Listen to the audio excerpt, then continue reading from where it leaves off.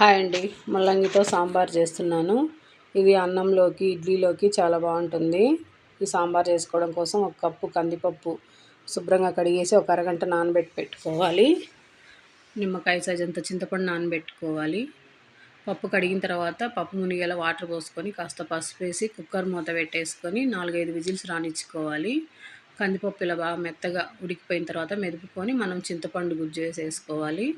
ఒక గిన్నెలో ఆయిల్ వేసేసుకొని పోపు వేసుకోవాలి. జీలకర్ర, ఆవాలు, ఎండుమిర్చి ఇవి ఫ్రై అయిన తర్వాత ఉల్లిపాయలు, పచ్చిమిర్చి వేసేసుకొని ఫ్రై అయిన తర్వాత కాస్త ఇంగు వేసుకోవాలి.